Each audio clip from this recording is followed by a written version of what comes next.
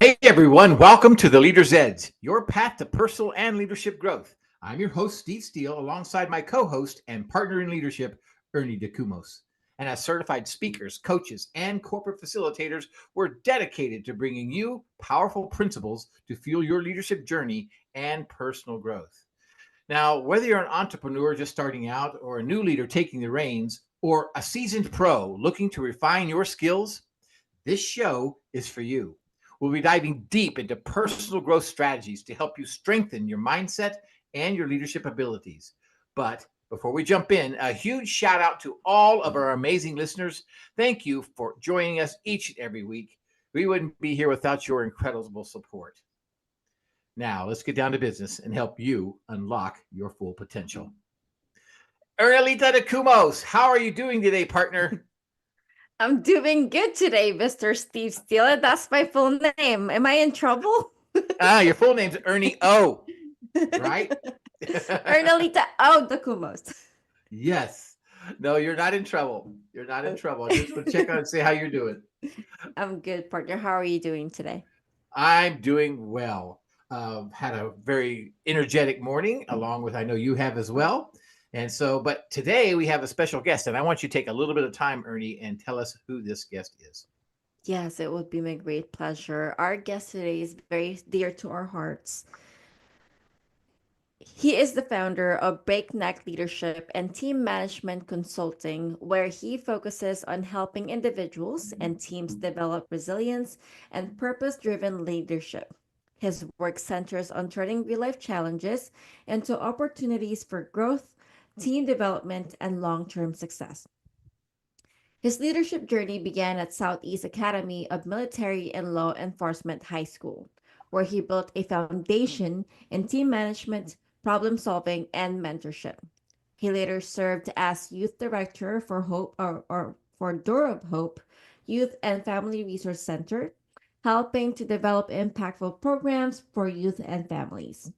He holds certifications as a Maxwell Leadership Certified Team Member, Speaker, and Coach, a DISC trainer, and in return based assessment RBA certification.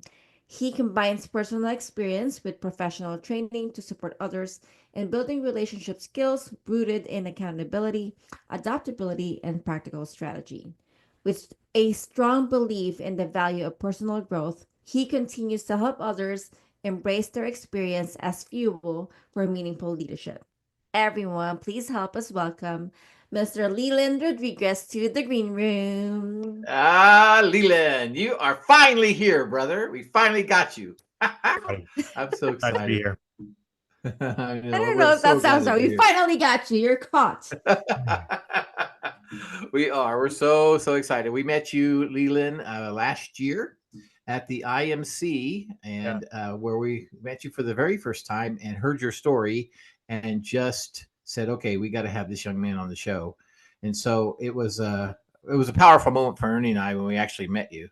And then we've had a little bit of work we've done together on our webinars, and you've helped us with that. And so we're going to actually do the radio show today, and I'm very excited to have you here. And Leland, it's just not. We're not going to just. We're going to just cut to the chase real quick. There has been incredible adversity in your life, and Ernie and I know your story, but our audience doesn't know your story. hmm So I think a good place to start, Leland, would be: can you share with us uh, what happened to you 2 years ago? Yeah. So October 16th, 2022, I was riding my baby Blue. She was a 97 Sportster. Uh, Mm. I, I was taking her to get some work done, and someone was nice enough to cut me off while I was going 50 miles an hour on a main road. Sent me flying like a javelin, like 15, 20 feet, landed straight on top of my head right here. And I'm actually going to hang up my helmet that I have that shows where the impact is at pretty soon, right above my desk here. But yeah, so landed straight on top of my head, broke my neck, felt it break, and yeah, that's where I would say the most important phase of my leadership started, right there. And Wow. yeah, Well, that comes with a follow-up question. How did you connotate that accident Mhm. as part of your leadership journey because you were broken? I mean, Uh, out of, were I still some, am. you Literally, were literally broken. broken. You I'm still you broken. your neck, parts of your body broken.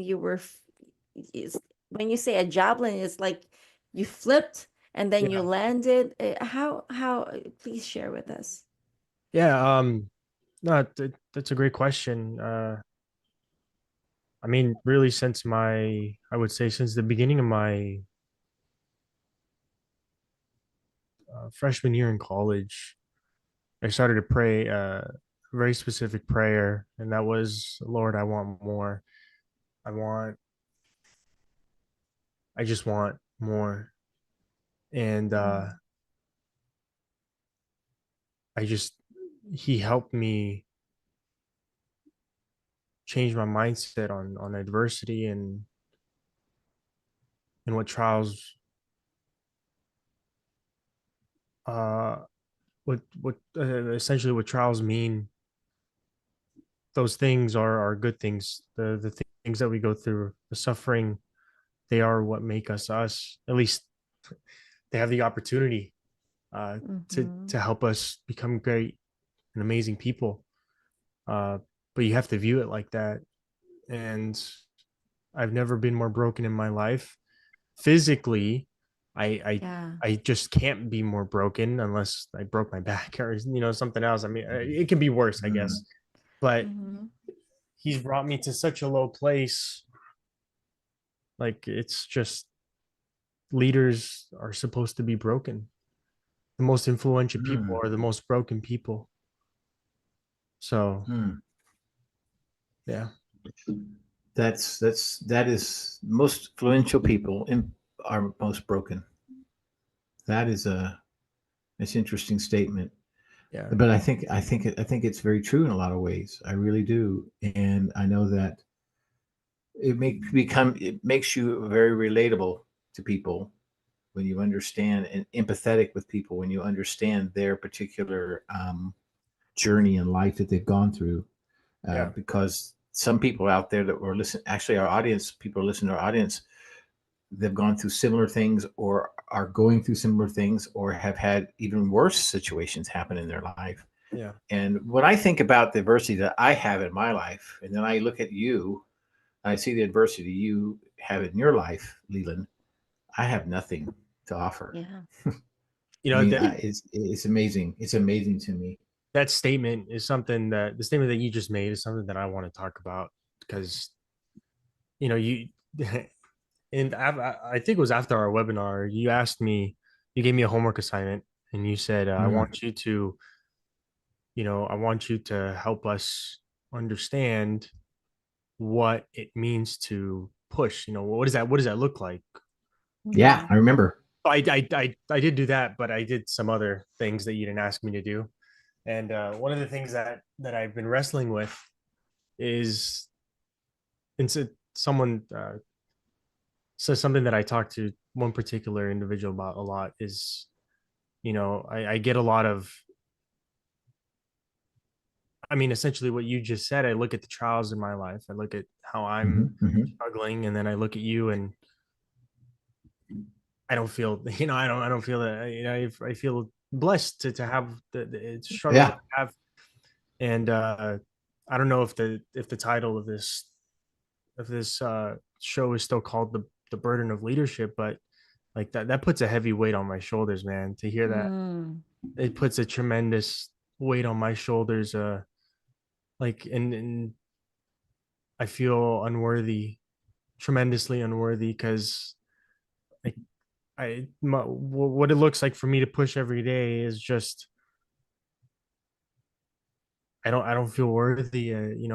Like I think I mentioned this last time. Every day is like almost like a blur sometimes because Hmm.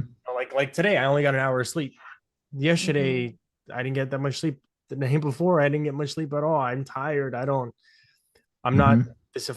I'm not this picture perfect person who well, at least the quote unquote typical who's doing 8-hour work shifts, and like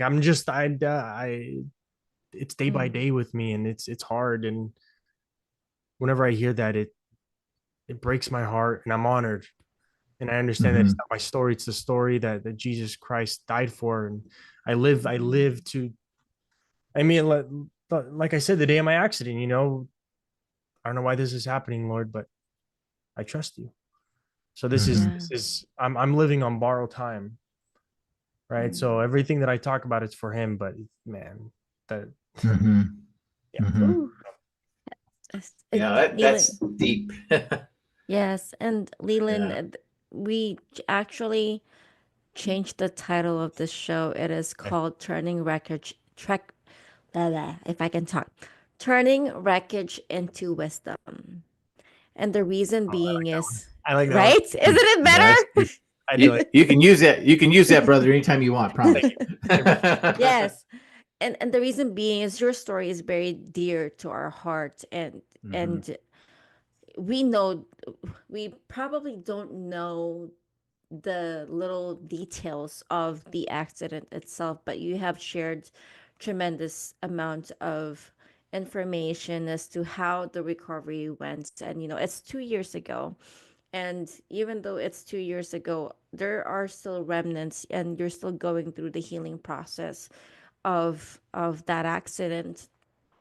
But I think I don't have any question, but I would love to ask you if you can share after that accident, what happened after that, and how did the recovery process look like, Leland?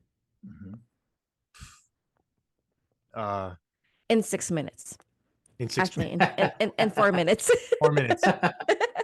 Sounds good. Well, I would first start off by saying that I was naive to how bad off I actually was. Mm, Um, so first, God had to work on that. yeah. God had to slowly um, work on that. I mean, but I didn't make it. I didn't make it easy for him. Like I said Yes. last time, I don't like to be still. So I was for 2 months. I was in essentially rehab, and Mm-hmm. I made I worked really hard. I ended up tearing essentially both my rotator cuffs. I ended up hurting myself more. And Why going to did rehab you do while that? I was in rehab. Yeah, like I mentioned, I had a camera on me at all times. I I caused a lot of headaches in rehab, but I also made a lot of great friends. Um, After that, coming back home, depression. The doctors aren't there anymore. No one's there to help me anymore. I No one here understands. I had to just figure it out for myself. Mm-hmm. Then losing people. Uh, I had a couple people die that I wish wouldn't have, and that made it just made things really, really hard, extremely difficult. Mm-hmm. But it's been recovery since then. It's been six, almost what it is right now, 6 hours a week of physical therapy. Mm-hmm. Um, I mean, that's not even that's just not physical. It's mental. It's Mental. what I'm doing with Uh-huh. you Sure. guys right now. It's I have to keep myself busy. I started my business, Breakneck Leadership and Team Management Consulting. Um, yeah. I wanted to reiterate, actually, not reiterate, I wanted to clarify something. So, when Leland was sharing earlier that he was causing problems at the rehab, it's not because, well, it's because he's stubborn. I But the will. reason being stubborn Fine. is he does not like to sit still. And when he is in Right. rehab, he had to sit still, and he wants to like work, basically work his body to recover. I think there was a message given to you that you were told that you will never be able to walk. Can you elaborate on that, please? Yeah, yeah. So it was actually the day of my accident. Uh, Mm, I'm in the ER, and the doctor comes in. It's like, hey, we have to operate on you now. He said it with a lot more urgency than that, but he said we have to operate on you now, or you're gonna die. That's just what it is. there's no sugarcoating. Says, but I can't promise that you'll make it out of the operation. And if you do, you'll be paralyzed below your neck for the rest of your life. And with the confidence that surpasses all understanding, in tandem with the peace that surpasses all understanding, I looked at him and I said, "Thank you, Doc, for what you're about to do, but I promise you I'm going to walk again one day." And went through surgery, 9 hours, supposed to be 6, ran into complications, so it turned into 9. Woke up a day and a half later. I can move my arms. So already defeated the prognosis there, thank God. Yeah. Doctor comes in with his team. Great progress. We didn't expect this return, but I want you to understand still that you're probably not going to walk. And I said, "Thank you for saving my life, Doc, but I promise you I'm going to walk." Yeah. And as the years have gone by, I had an issue, and I mean issue, with where that confidence came from. I wanted to understand why, because how can that be? How can I maintain that level of confidence 2 years in? Like, what am I putting my trust in? Yeah. You know, So- how does that work? And I had an issue with Yeah. that. I really wrestled with Yeah. that. And I ended up coming to the conclusion that, you know, it was essentially, and I mean, in essence, it was a Holy Spirit moment.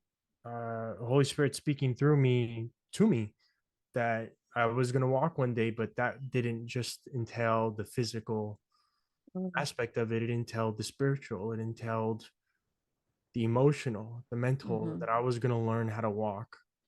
Wow. So now I live every day to the best of my ability, learning how to enjoy my walk with God, which was a huge issue for me before my accident. I did not know how to.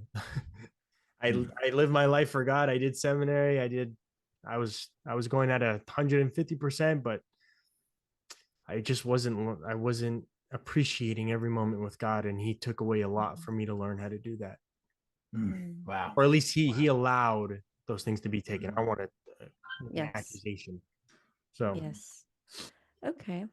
Well, we will need to take a quick break. Leland just shared the accident that he was in 2 years ago and how did the recovery process take place. When we return, we will talk about how does going through that adversity, the healing process look like? How does the fighting look like for him? I know he kind of touched on it a little bit, but we will dive in a little bit deeper. We will be right back to the Leader's Edge.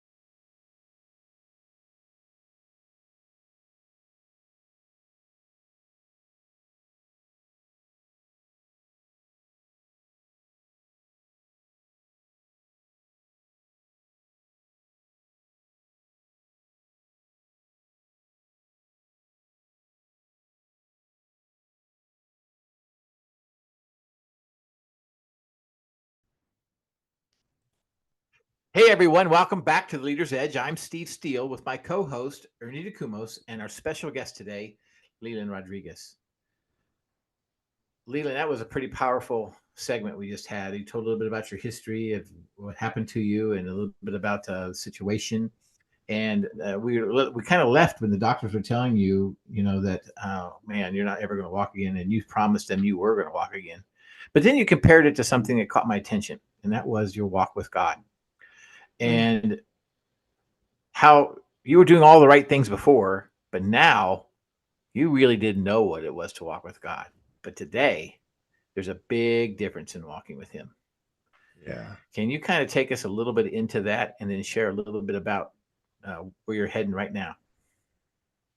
I mean, it's a great question. How do I phrase it? I guess the key difference, if I were to sum it up real quickly, is I guess before my accident, I felt like I was working for God. Uh-huh. So I had seminary. I did that. I Mhm. had leadership within the church. I did that Mhm. devoutly. But now there's an aspect of, well, I wouldn't even say that. Now I feel like I'm really learning what it means to be a son of God. Mm. Right. And that was the key piece missing from before my accident. I was just working, not learning to what it meant, well, not knowing what it meant to just sit and be vulnerable with him. Like he Mhm. really Mhm. had to break me to learn how to do that. Mm. So it's more intimate now. It's like it's just intimate. It really is. Mm. I wanted to ask this, and I think it's related to the relationship that you have with God today. So, Leland, you mentioned on our content build before, it takes a village to raise a child, and the child is you. Can you elaborate what that means in connotation to your adversity? Yeah. I mean, I'm having to learn how to walk again. Mm, In the beginning of my accident, after my accident, I had to wear diapers. um, Wow. it's I'm learning how to do life all over again, and it takes a village to help me do that. Uh, mm, if I were to have to go through this battle alone, this walk alone, I mean, I know guys that do, and they're not happy. There's a lot of weight placed on them. We're creatures of intimacy. We're creatures of community. When that's taken away from us, we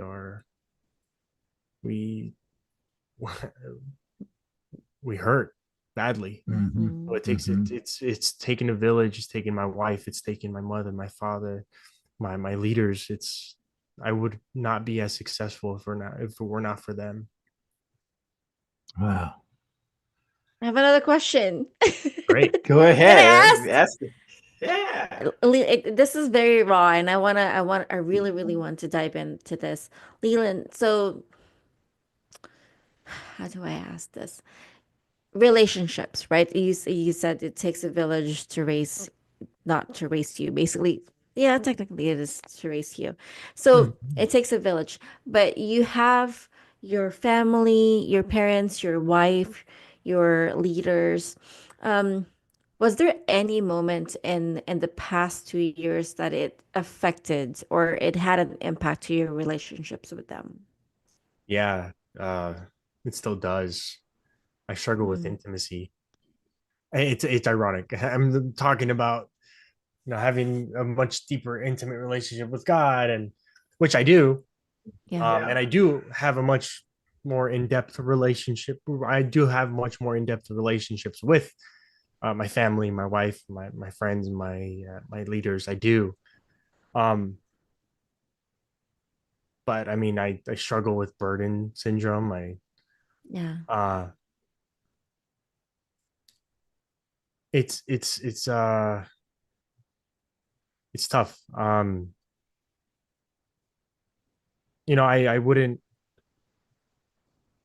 I wouldn't trade back the accident for a second because of how close I am with everyone in my life now. Mm, Uh, I have a much sweeter relationship with my mother, and we were on real rocky roads before this. Um, I'd rather break my neck 10 times over than to lose the love that exists in my life now. But I really do struggle with being open about how I feel, how I'm hurting. I already recognize how I'm a burden And we talked about this in the webinar. That's just what it Yeah. is. I am like, to, and I don't want to beat on a dead horse, but I shared the example. If my wife and I are in a burning house and the Yeah. firefighter can only take one of us out, and my wife lets it slip that I'm disabled, that I'm paralyzed, I'm gonna have to beg that firefighter to take me. To take her before that person takes me. Mhm. That's a burden. That just is what it is. I put my wife at risk. Mm. So I really do struggle. I will share this. I still struggle with this a lot, but I really have a hard time being inside of a car, not driving a car. Yeah. Not while I'm driving a car. Only when I'm in the passenger side, I have a real hard time because I can't. I really have to wrestle with thoughts that come in like, all right, Leland, if we get into a car accident right now, how are you handling this? How are you getting your wife to safety? How are you getting your dog to safety? My service dog was my best friend. He's not here right now, but um, you know, what are you doing to protect your wife, your mother, whoever it is that's with me? How am I handling this? And I've seen certain things in life, and a lot of it is graphic, so I can't help but see. I'm just gonna be raw. Half my wife's face gone from an accident, and she's still alive. Okay, what trauma care can I provide in the moment? What in my Mm. Mhm. limited ability can I do? And that stuff really eats me up. So in the beginning, I really did not like to go out. Mm. Um, I'd get too anxious and nervous. Uh, yeah, it was really hard in the beginning. Leland, we actually talked a little bit on the webinar also about, it's a daily fight for you to do so many things. Yeah, And you have to fight for just about everything that you do. Can you what does fighting look like to you, Leland? What does it look like to you? it's annoying. Yeah, I can imagine. Yeah, fighting. Honestly, fighting for me right now is, and I think it's going to be this for the rest of my life. Fighting is learning how to surrender. Hmm, that's an oxymoron. Talk to me about that, brother. It bugs me so much. Um, Yeah. you see that? You see that door right there? There's a little window. Hmm. Mhm. Mhm. Hmm. I got to put a curtain on that. I can't do that I can't do that by myself now. I have to surrender the fact that I can't do something that simple. I could just attach some Velcro, hang a curtain. That's demoralizing for me. That's Mhm. infuriating for me. You see this bed? It's a king size Hmm. bed. I can't make that bed on my own. I can't make my own Hmm. bed. That's infuriating. I have to learn how to surrender my ego and Mm. say, this is the life that I live. So yeah. Um, I would like to ask then now, Leland, who are you besides God and your relationship with God and your walk with Him? Who are you fighting for now?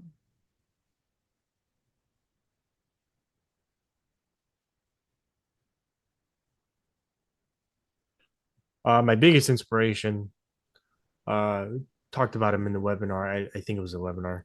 Um, is Mm. Eric. Yeah. Yes. I fight. I mean, that kid, I haven't spoken to him in over a year and a half, closer to 2 years actually. But I just can't get his smile. It haunts me out of my head. Uh, so young, and I don't know if you want me to share the story, Ernie. If you Yes, do, go Yeah. for it. go into it. Okay, yeah. Yeah. So Tell us. when I was at Rancho Los Amigos, rehabilitation center, I met a kid named Eric. Eric was 14 years old, very smart. He built pocket bike engines, and he's just super smart kid. And but as smart as he was for his age, he was also his age. He was 14 years old, so not very not very bright. Uh, So one day Eric decides, hey, I'm gonna bomb this hill, blow past essentially I'm gonna blow past a stop sign, and he did, and he kissed the truck real hard, broke every bone in his body. The only reason he survived like me was because of our helmets that we had on, and he was uh, he was in a coma. He was on life support. Doctors came to his mom and said it'd probably be best if we pull the plug on your son. Chances of him waking up not very high. Mom said, no, I believe in God. I believe that God's going to wake up my baby. And he did. Mm. And Eric displayed, how do I say this? For him being such a young man, 14 years old, uh, he displayed what I look for in leadership is a level of appreciation, gratitude, and I look up to him for that. Um, he would just flatly say the doctors were going to kill me, but my mom believed that God was going to wake me up, and God woke me up, and I'm alive, and I'm just happy to be alive. And he had to get rolled around everywhere in that hospital on a big old bed. He will never live a life of intimacy. He will never live a life of or at least it'll look different for him. Uh, uh, he'll never have privacy ever in his life again. Um, but that smile and him saying they were going to kill me, but God, well, I'm alive. Just him saying I'm alive, the joy in his eyes. Uh, that he's my biggest inspiration.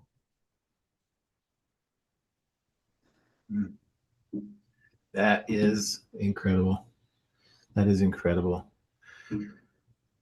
Wow, that is those are pretty heavy stories, and your life's got your life has shown to be quite a life that you've had impact. And but I want to ask you, Leelan, um, you, where you see yourself now? Where are you going now? What is what you want to do? Let's bring it up a notch and let's think. Well, we know where we've been. We know what we have to do. Where do you see your life going right now? I was taking community college courses the beginning of this year, I think. Mm. And thankfully, my academic counselor was also a spinal cord injury patient. He was also in a wheelchair. Thank God. Mm-hmm. I'm so happy.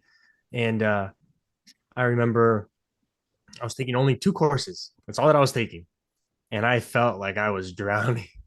I felt, and I'm a fairly smart individual. I love to study. I love academics, but man, it was difficult. And at this point, I was also starting breakneck leadership, Mhm. and I was in the process of moving. Like there was just so much going on in my life. Uh, and I remember telling him that I wanted to drop the courses because I felt like it was too much. And he told me, when you're in rehab, doctors and nurses will tell you that it's going to take 2 years to get used to your body. And he goes, that's a lie. It takes more like 5 to 6 years for you to fully get used to your situation. Um,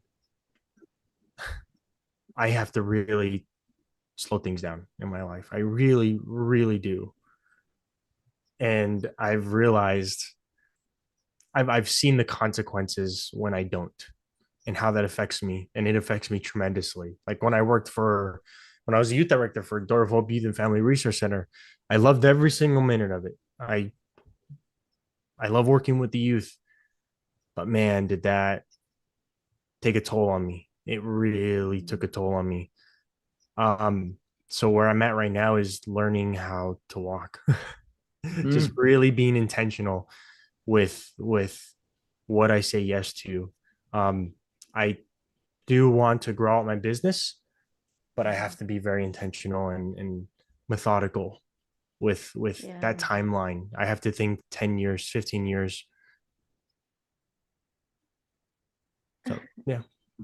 I love your rawness, Leland. That's why I'm like really diving in with the questions. I think I'm hearing you say, and I love how you process the stuff. You are stubborn. You are a visionary for sure. Stubborn in a good way, not in a bad way. So what I'm Both. hearing you say is you. A lot of people, when you go through an accident, it's like, okay, it's the end of the world. I will just focus on healing, and most of the time, they I've been to a car accident, but not as bad as you. Gosh, nowhere near where you had been. But most of the time, you just focus on the healing process. But with you as a visionary, what I'm hearing you say is, even though I'm healing, I was also trying out new things. You were also looking for opportunities. You're also trying to be a contributor to the community. And then today, you have tried those things already, realized that yes, I may have the capacity, but it's not what my body needs right now. So I have to be intentional on the things where I set my time, put my time in. So before you even gave up, and said, "No, I have to focus on myself." You tried everything else and now said, "Okay, fine. I will take this." Like you said earlier, you're learning to surrender. I will take this and then focus on my healing for now. Is that a correct statement? Yeah. Yes. Beautifully done. Thank you. Okay, Yeah. we will need to take a quick break. Ooh, this is very juicy. Leland just shared how the fighting looks like in the past 2 years and obviously shared what he is focusing on today. When we return, I don't know if we're going to share the content of the next segment. You will have to come back and listen in. We will be right Mm. back to the Leader's Edge.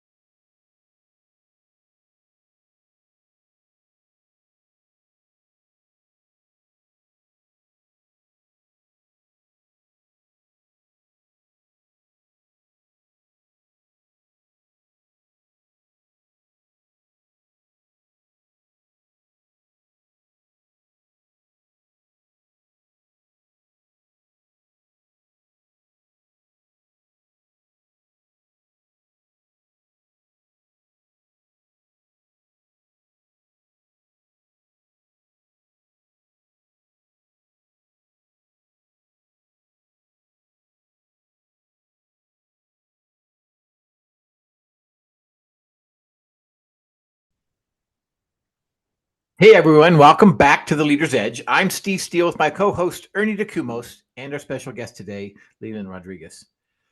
It's been a powerful 2 segments that we've had, Leland, and we're going to share and wrap up things a little bit on just about where you are in your life now and where God is taking you in your life. And there were several things that we talked about, but there's some things that I really want to kind of get into as far as where where God has taken you now, and some of the things that He's taught you, and some of the different. You stated you wanted more. You stated that I want more patience from God. God will put you wanted to be put in situations where God needed to develop your patience. Well, He sure had to do that with this situation. And then you said something about learning how to kill my flesh. I think we said that in the webinar, and that was intriguing to me. But there's some things here, Leland, we need to unpack. A little bit of, I guess, some real deep teachings that we really need to unpack a little bit. Can you elaborate on some of those for us? There's 3 or 4 of them. Yeah. I think I'm gonna have to. I know that we're gonna go over specific quotes that I made that I'm gonna need Ernie to read off because I don't remember No them worries. at all. No worries. No worries. Okay, Ernie's no got worries. you. Read them off and then I will go over it. Yes. Okay. Yeah. I will send these Sorry. to you too, because these are wisdom. Like again, Wreckage, turning Wreckage into wisdom. These are the teachings that you have Right. learned, and also, it's something that you will carry with you. One of the things that you said is, don't let the fear of losing people stop you from being intimate. Yeah. I've lost yeah. After my accident, I talked about being depressed, and I absolutely was in a very dark place. And the first person that I opened up to was a gentleman by the name of Steve Hansen.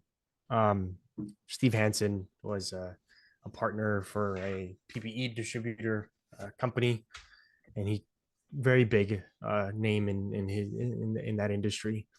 And essentially, he was looking for someone to take over his role, and I was recommended. And I built a relationship with him for no more than a year before my accident. First person from at least a workforce perspective who reached out to me was Steve Hansen. And I mean quick. I mean quickly he reached out. And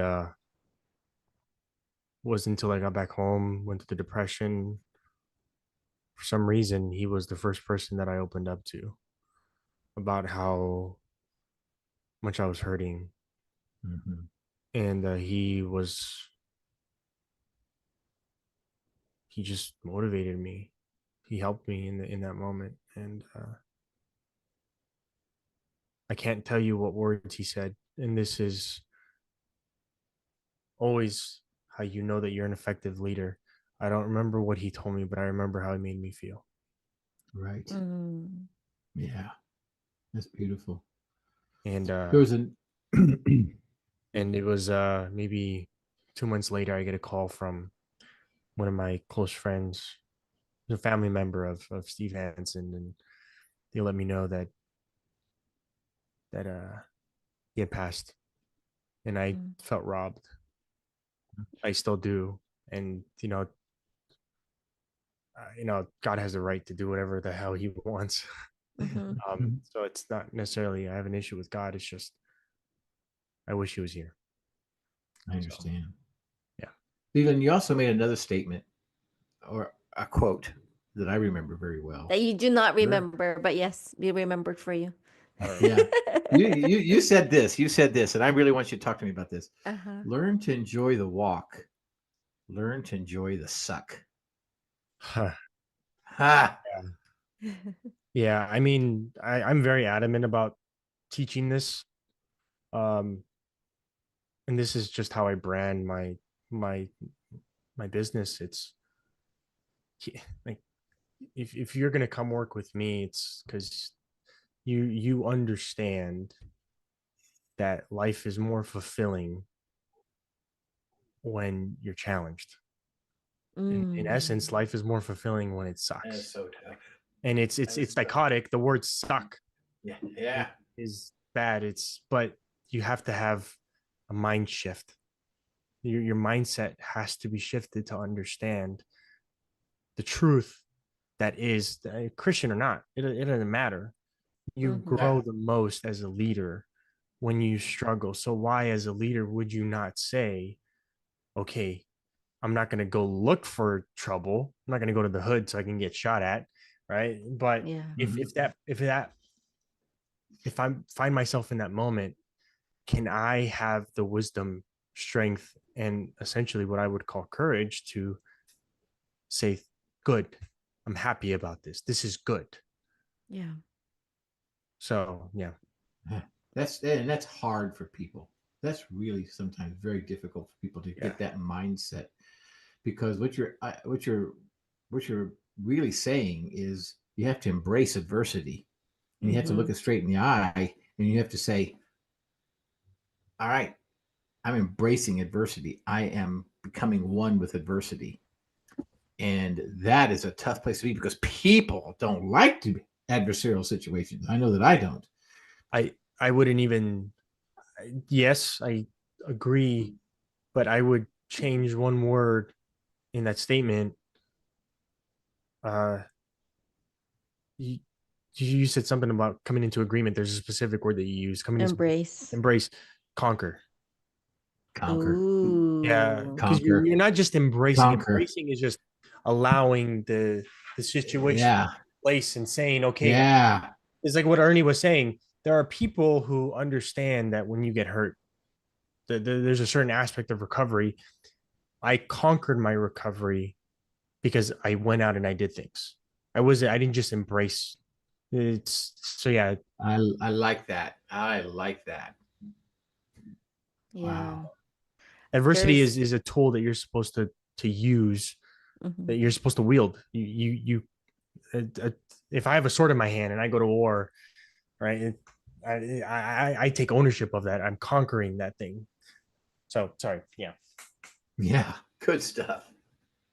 There's one more quote that you said, and I think this is a good way to end or to conclude the show is the closest thing that we can achieve heaven on earth is the feeling of intimacy with God, and that is achieved most efficiently when you bear your cross. Wow. Yeah. You got to bear your cross. Everyone has a suck. The cross sucks to carry. It's not fun.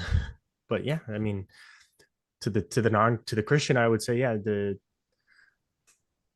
in Genesis we see this level of intimacy that is just beautiful.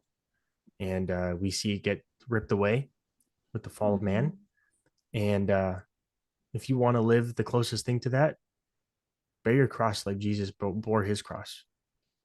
And you will live a life of just happiness. Yeah.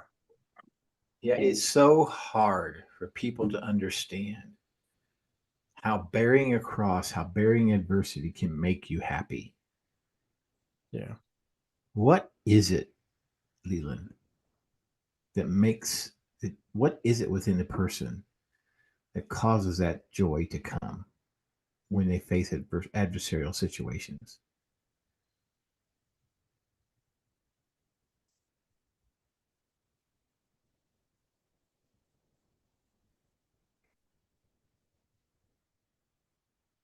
I would say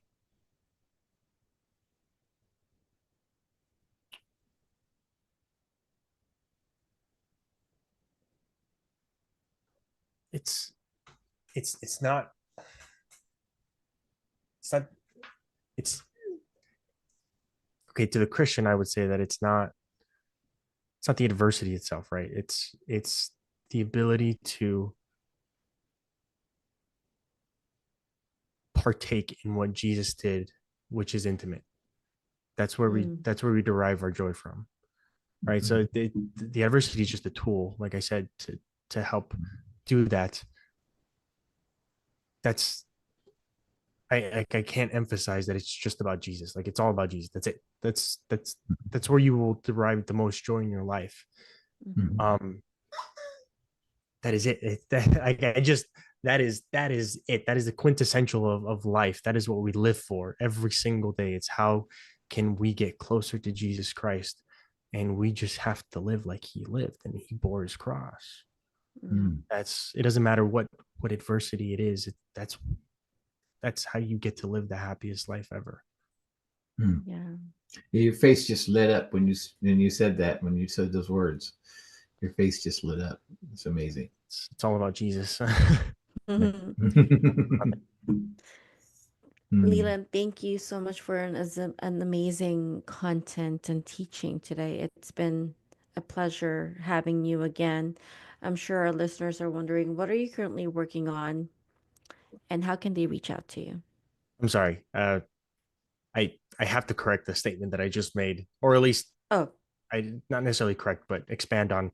I said okay. to the Christian, it is this. So I'm leaving out the Yes. non-Christians. I want to make sure Yes, please I do do. not leave it on that. Don't leave Um, them. to the non-Christians, I would say that you face a very difficult task. Um, Yeah. you have to learn to it. You have to understand that you will live the most fulfilling life when you conquer your adversities, right? But where do you then derive your joy from? Is it your works? Is it what you're capable of? Because when you fail, then what? Um, but it is food for thought to those who are not Christians that are listening. Um, our lives are not that different. We if we are truly focusing on being the best leaders that we can, um, just just try to live the life that Jesus did. Ignore all other religious, just try to live, ignore the hypocrisy of Christians, ignore that all. Christianity is not about how men live their life. It is about how men can, as it is about how sorry, I'm trying to,